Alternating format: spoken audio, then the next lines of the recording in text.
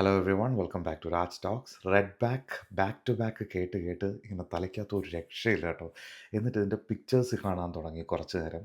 എന്താണെന്നറിയില്ല, കളങ്കാവൽ ഇറങ്ങുന്നതിൻ്റെ ഒരു എക്സൈറ്റ്മെൻറ്റ് ഇപ്പോഴും അങ്ങോട്ട് വിട്ടുമാറുന്നില്ല.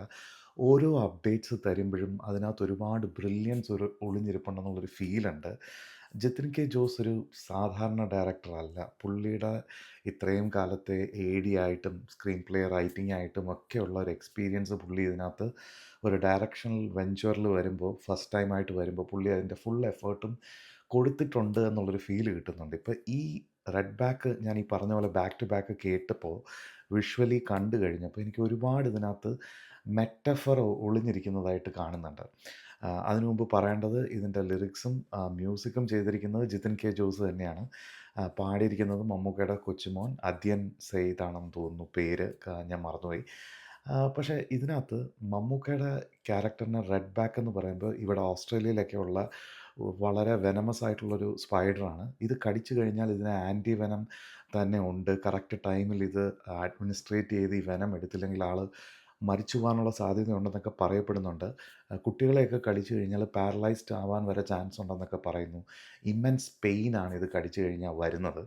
പക്ഷേ ഇതിൻ്റെ ഏറ്റവും ഇൻട്രസ്റ്റിംഗ് ആയിട്ടുള്ളൊരു വിഷയം മനസ്സിലായത് എന്തെന്ന് വെച്ച് കഴിഞ്ഞാൽ, സെക്ഷൽ കാനബോളിസം എന്ന് പറഞ്ഞൊരു സംഭവമുണ്ട്. അതായത് ഇരയുമായിട്ട് മേറ്റ് ചെയ്തതിന് ശേഷം ആ ഇരയെ കൊന്നു കളയുക. അത് ബേസിക്കലി ചെയ്യുന്നത് പെൺ സ്പൈഡേഴ്സാണ്. ആണുങ്ങളുമായിട്ട് മേറ്റ് ചെയ്തിട്ട് അതിനെ കൊന്ന് അതിൻ്റെ ന്യൂട്രീഷൻ എടുക്കുക. പക്ഷേ ഇങ്ങനൊരു സംഭവം സംഭവിക്കുന്നുണ്ട്. അപ്പോൾ ഇതൊരു മെറ്റഫറായിട്ട് നോക്കുകയാണെങ്കിൽ മമ്മൂക്ക വരുന്ന സ്ഥലത്താണ് ഈ റെഡ് ബാക്ക് സ്പൈഡേഴ്സിൻ്റെ ഇത് കാണിച്ചിരിക്കുന്നത്. അപ്പം മമ്മൂക്ക ഒരുപക്ഷെ ഇരയുമായി ലൈംഗിക ബന്ധത്തിൽ ഏർപ്പെട്ടതിന് ശേഷം ഇരയെ കൊന്നുകളയുക എന്നുള്ളൊരു മെറ്റഫറാണ് റെഡ് ബാക്ക് സ്പൈഡേഴ്സ് കൊണ്ട് ഉദ്ദേശിച്ചിരിക്കുന്നത്. വേറാസ് ഇതിനകത്ത് ഒരു ചെറിയ പോർഷനിൽ മൂങ്ങയെ കാണിക്കുന്നുണ്ട്. ഔൾ എന്നുള്ള രീതിയിൽ വിനായകൻ വരുമ്പോൾ വിനായകനെ കാണിച്ചിരിക്കുന്നത് ഔളായിട്ടാണ്. ഒരു പക്ഷേ ഇരുട്ടത്ത് കാണാൻ കഴിയുന്ന ഔളിനെ പുരാണങ്ങളിലും ഗ്രീക്ക് പുരാണങ്ങളിലൊക്കെ പറയപ്പെടുന്നത് കേട്ടോ. ഞാൻ സെർച്ച് ചെയ്തപ്പോൾ എനിക്ക് മനസ്സിലായതാണ്. ആധികാരികമായിട്ട് എടുക്കേണ്ട ഈ പറയുന്ന കാര്യങ്ങളെ ഒരു പക്ഷേ സത്യം തേടുന്ന അങ്ങനെയൊക്കെയുള്ള അർത്ഥത്തിലാണ് ഔളിനെ കാണിക്കുന്നത്.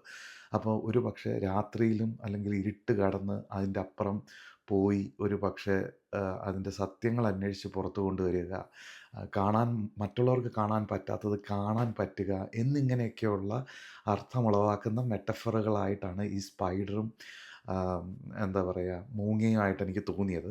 ഇതിൽ തന്നെ എലികളെ കാണിക്കുന്നുണ്ട്. എലികളെ ഒരുപക്ഷെ ട്രാപ്പ് ചെയ്യപ്പെടുന്ന പോലെ സ്ത്രീകളുടെ ജീവിതങ്ങളെ ആയിരിക്കാം ഒരുപക്ഷെ കാണിക്കുന്നത്. കാരണം പേടിച്ചരണ്ട് പിടിക്കപ്പെടുന്ന രീതിയിലുള്ള എലികളെ പോലെയാണ് ഇതിനകത്ത് കാണിച്ചിരിക്കുന്നത്. അങ്ങനെയാണ് എനിക്ക് തോന്നുന്നത്. ഇനിയൊക്കെ സിനിമ കണ്ടാലേ മനസ്സിലാവുള്ളൂ. പക്ഷേ ഇതുപോലത്തെ അപ്ഡേറ്റ്സ്, ഇതുപോലത്തെ വർക്കുകൾ ഒക്കെ ക്യൂരിയോസിറ്റി ഭയങ്കരമായിട്ട് പീക്ക് ചെയ്യുന്നുണ്ട്. എന്താണ് റെഡ് ബാക്ക് കേട്ടതിന് ശേഷവും കണ്ടതിന് ശേഷമുള്ള നിങ്ങളുടെ അഭിപ്രായം പ്ലീസ് ഡു രേഖപ്പെടുത്തുക. വീഡിയോ ഇഷ്ടപ്പെട്ടാൽ ലൈക്ക് ചെയ്യുക, സബ്സ്ക്രൈബ് ചെയ്യുക.